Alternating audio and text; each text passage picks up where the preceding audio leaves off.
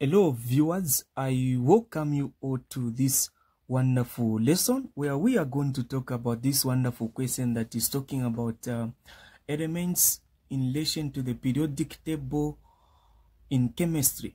So the question is saying, the following symbol shows a nuclide of element A. This is element A that is given there. This is the element that we are given. So that's an element that we are given. Then the first question is saying, distinguish between the number of 16 and 32 in the nuclide given. So in this nuclide which is given, what is the 32 and what is the 16 there? You need to understand these two. They've got their special meaning. Like I always tell you that I don't teach people to know how to answer the question that I'm teaching, but I always try by all means to open up your mind so that you try to answer a different question that is related to this.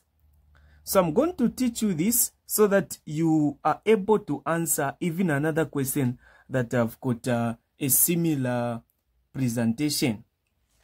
So the 32 that you are able to see there is called the mass number. This is called the mass number or the neutron number. We can call it the mass number or the neutron number. Some people call it the mass number.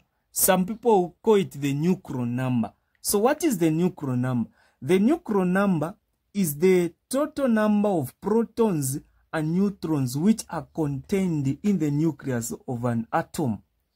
So we know that whenever we are talking about an element is just a substance that is made up of one type of material that cannot be broken down or split up by chemical means or physical means.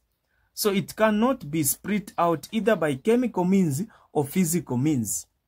So now this one, the mass number, this is just the number of protons and neutrons in the nucleus of an atom.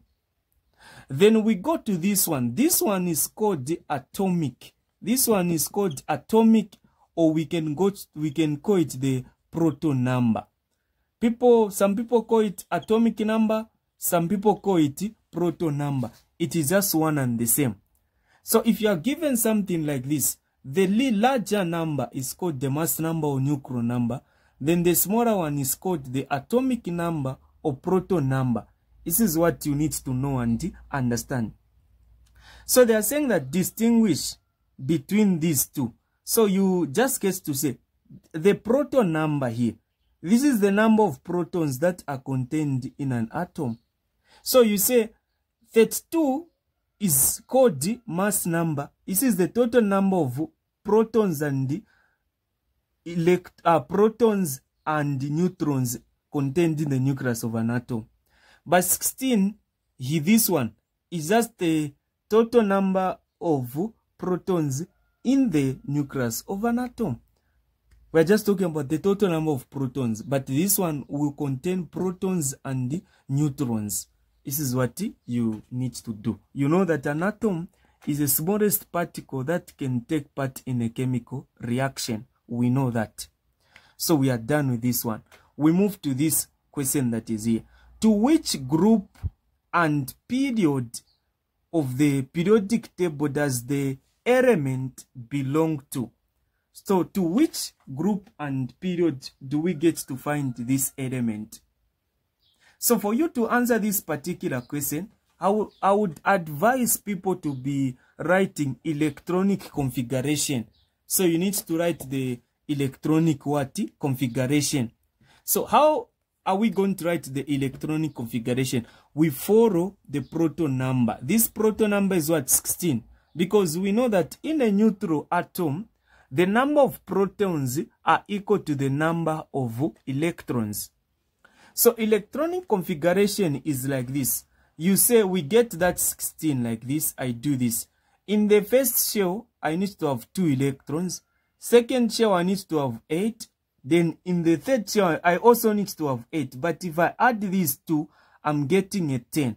So 16 minus 10, I get a 6, such that if I add these 3, I need to find a 16 that is there. So if you are not clear on this, just stay connected to me. I'm going to find time where I will get to explain on how to come up with electronic configuration. But this is the electronic configuration. First shell 2, second 8, third 6. So now, the electronic configuration will tell you the group and the period of the element that you are talking about. So, the number of shells, how many shells are there? 1, 2, 3. Meaning that the period, it is in period what? Period 3. This one is in period 3. Because we've got how many shells? 1, 2, 3. And the number of electrons in the outermost shell will determine the group. Meaning this one is in group what? Group 6. Hope you've seen the way in which I've answered this question. This is how you are supposed to answer it. So these are methods that you need to use. These are ways that you need to consider. Just like this, I'm done. So, electronic configuration, the number of shells will determine the period.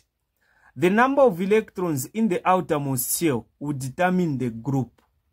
So this is what you are supposed to do. Then we move to this last question. So identify element A. How can we identify element A? So for us to identify element A, this one is very simple. This one is very simple. We are all able to do this. So you go to group 6, period 3. You discover that you find what? Sulfur. Or if you just check on your periodic table, an element having what?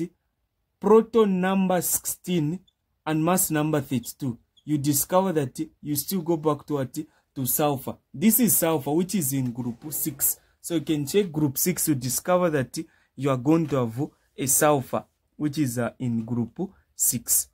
So this is what I had for you. This is what I wanted us to revise through together. And for those of you that want tuitions in science, which is chemistry and physics, I also do mathematics. You can WhatsApp me on this number. This is the number that I get to use.